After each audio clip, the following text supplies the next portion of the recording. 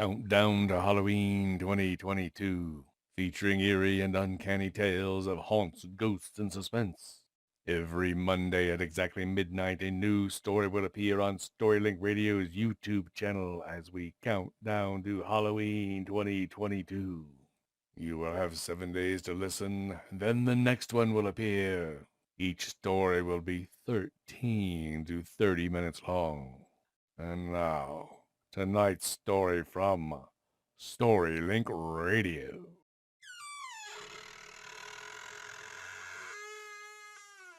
The Return by R. Murray Gilchrist.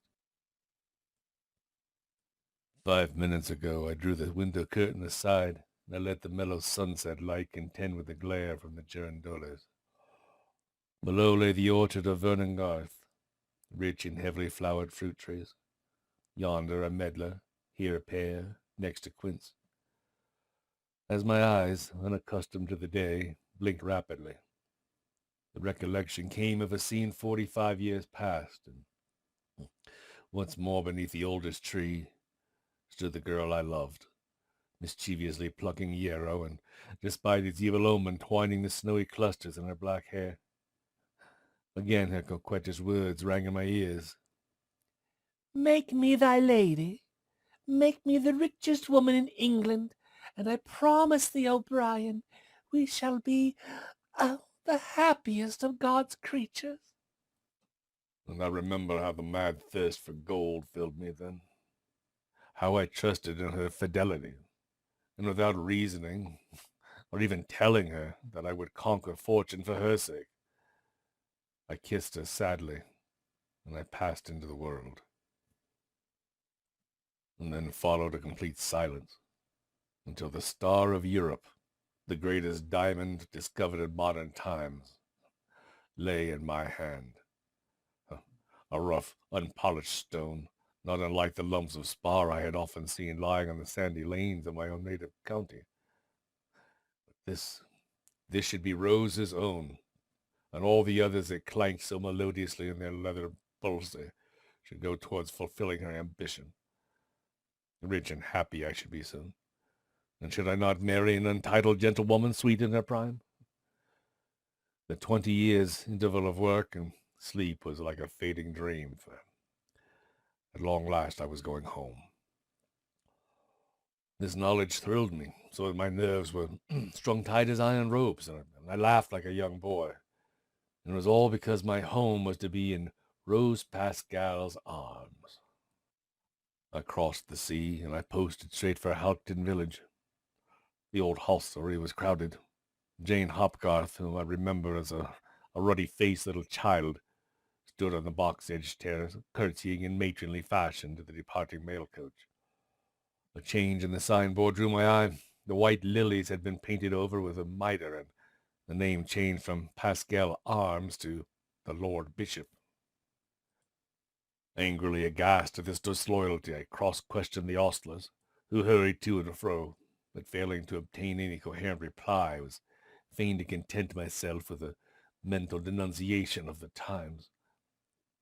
At last I saw bow-legged Jeffreys, now bent double with age, sunning himself at his favorite place, the side of the horse trough. But as of old, he was chewing a straw. No sign of recognition came over his face as he gazed at me, and I was shocked, because I wished to impart some of my gladness to a fellow creature. I went to him, and after trying in vain to make him speak, I held forth a gold coin. He rose instantly, grasped it with palsied fingers, and muttering that the hounds were starting, hurried from my presence. Feeling half sad, I crossed to the churchyard, and I gazed through the grated window of the Pascal burial chamber at the recumbent and undisturbed effigies of Geoffrey Pascal, gentleman of Breton Hall, and Margot Maltravon, his wife, with their quaint epitaph about a perfect marriage enduring forever. And then, after noting the rankness of the docks and the nettles, I crossed the worn stile, and with footsteps surprisingly fleet passed towards the stretch of moorland at whose further end stands Breton Hall. Twilight had fallen ere I reached the cottage at the entrance of the park. This was in a ruinous condition. Here and there, sheaves in the thatch roof had parted and formed crevices through which smoke filtered. Some of the tiny windows had been walled up, and even where the glass remained, snake-like ivy hindered any light from falling into their thick recesses. The door stood open, although the evening was chill. As I approached, the heavy autumnal dew shook down from the firs and fell upon the shoulders. A bat, swooping in an undulation, struck between my eyes and fell to the grass, moaning querulously. I entered. A withered woman sat beside the peat fire. She held a pair of steel knitting needles, which she moved without cessation. There was no thread upon them, and when they clicked, her lips twitched as if she had counted. Some time passed before I recognized Rose's foster mother, Elizabeth Carlos. The russet color of her cheeks had faded and left her sickly gray. Those sunken, dimmed eyes were utterly unlike the brightest black orbs that had danced so mirthfully. Her stature, too, had shrunk. I was struck with wonder. Elizabeth could not be more than 56 years old. I had been away 20 years. Rose was 15 when I left her, and I had heard Elizabeth say that she was only 21 at the time of her darling's weaning. But what a change. What a change. She had such an air of weary grief that my heart grew sick. Advancing to her side, I touched her arm.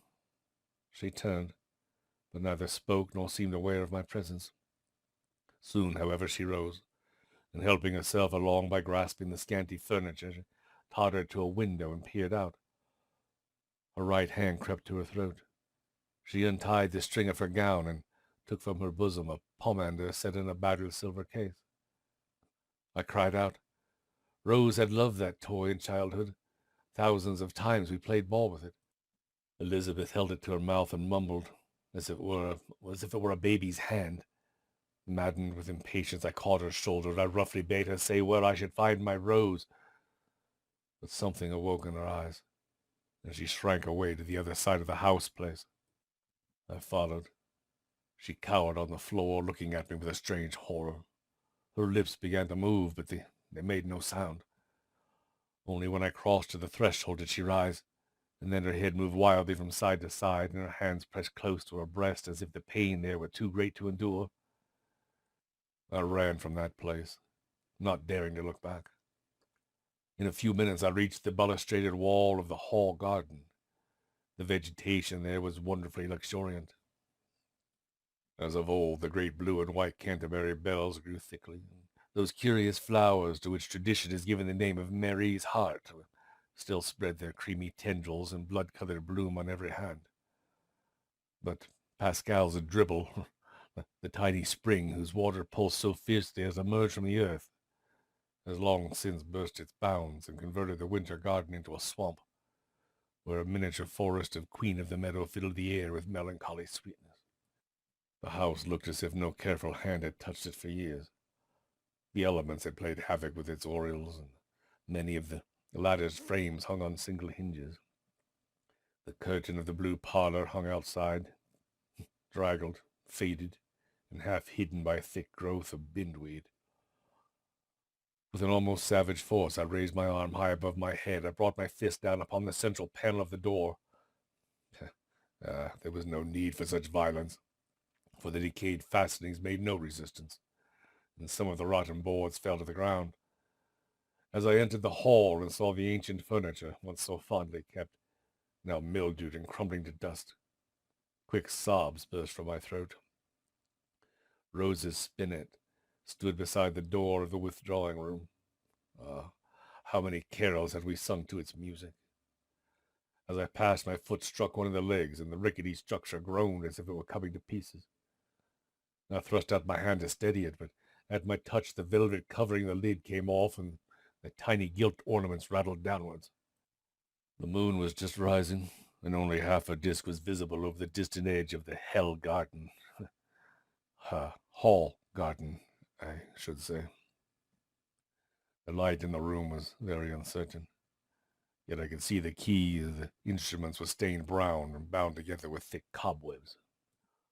Whilst I stood beside it, I felt an overpowering desire to play a country ballad with an overword of willow browbound.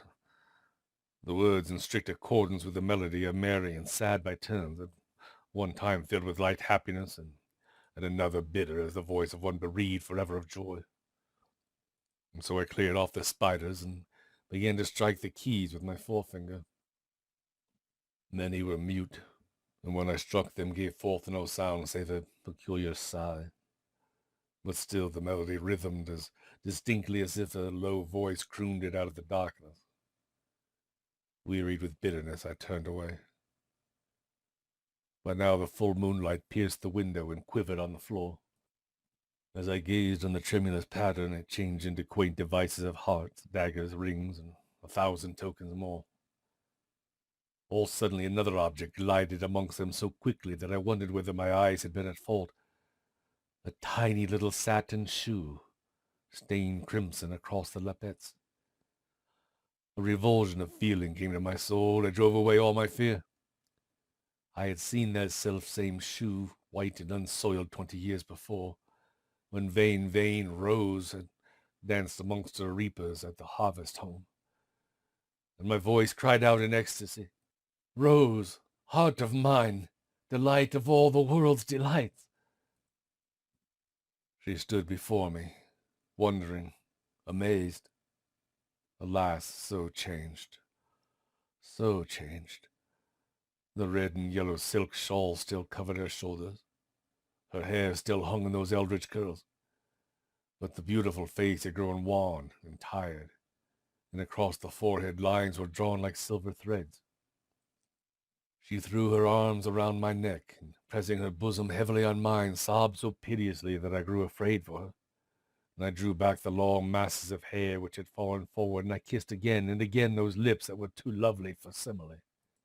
Never came a word of chiding from them. "Love," she said, when she had regained her breath. "the past struggle was sharp and torturing. The future struggle will be crueler still. What a great love yours was. To wait and trust for so long. Would that mine had been as powerful. Poor, weak heart that could not endure." The tones of a wild fear throbbed all through her speech, strongly, yet with insufficient power to prevent her feeling the tenderness of those moments. Often, timorously raising her head from my shoulder, she looked about, and then she turned with a soft, inarticulate, and glad murmur to hide her face on my bosom. I spoke fervently. I told of the years spent away from her, how when working in the diamond fields she had ever been present in my fancy, how at night her name had fallen from my lips in my only prayer, how I had dreamed of her amongst the greatest in the land, the richest, and I dare swear the loveliest women in the world. I grew warmer still. All the gladness which had been constrained for so long now burst wildly from my lips, a myriad of rich ideas resolved into words, which being spoken wove one long and delicious fit of passion. As we stood together, the moon brightened and filled the chamber with a light like the day's. The ridges of the surrounding moorland stood out in sharp relief. Rose drank in my declarations thirstily, but soon interrupted me with a heavy sigh. Come away, she said softly. "I no longer live in this house. You must stay with me tonight. The place is so wretched now. For time that in you and me has only strengthened love. This time has brought much ruin here." Half leaning on me, she led me from the precincts of Breton Hall. We walked in silence over the waste that crowns the valley of the Whitelands, and being near the verge of the rocks, saw the great pine woods sloping downwards, lighted near us by the moon, but soon lost in density. Along the mysterious line where the light changed into gloom, intricate shadows of withered summer bracken struck and receded in a mimic battle. Before us lay the priest's cliff. The moon was veiled by a grove of elms. Those ever-swaying branches alternately increased and lessened to brightness. This was a place of notoriety, a veritable Golgotha, a haunt fit only for demons. Murder and theft had been punished here.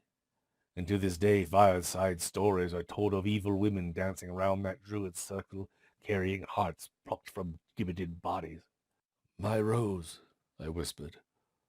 "My Rose, why have you brought me here?" But Rose made no reply. She pressed her head more closely to my shoulder. Scarce had my lips closed ere a sound like the hiss of a half-strangled snake vibrated amongst the trees.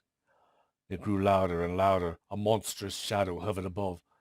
Rose from my bosom murmured, "Love is strong as death. Yes, love is strong as death." I locked her in my arms, so tightly that she grew breathless. "Hold me," She panted. "hold me. You are strong."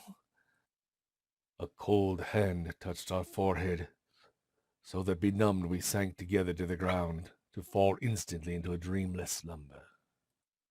When I awoke, the clear gray light of the early morning had spread over the country. Beyond the hell garden, the sun was just bursting through the clouds, and had already spread a long golden haze along the horizon. The babbling of the streamlet that runs down to Hawkton was so distinct that it seemed almost at my side. How sweetly the wild thyme smelt! Filled with tender recollections of the night, without turning I called Rose Pascal from her sleep. "Oh, sweetheart, oh, my sweetheart, waken, waken, waken! See how glad the world looks. See the omens of a happy future." Alas, alas, no answer came. I sat up, and looking round me, I saw that I was alone. A square stone lay near. When the sun was high, I crept to read the inscription carved thereupon. "Here, at 4 cross paths, lieth, with a stake through the bosom, the body of Rose Pascal, who in her 16th year willfully cast away the life God gave." You've just heard tonight's story from Storylink Radio's Countdown to Halloween 2022. Remember to come back for our next tale. Many more stories of all genres available to listen to and read along with now on our website at www.storylinkradio.com. Visit our YouTube channel at youtube.com/storylinkradio. And visit our podcast for easy mobile listening anywhere, anytime. Just search for Storylink Radio on your favorite podcast provider. Oh, and don't forget to hit the subscribe button and click that alert bell for Storylink Radio.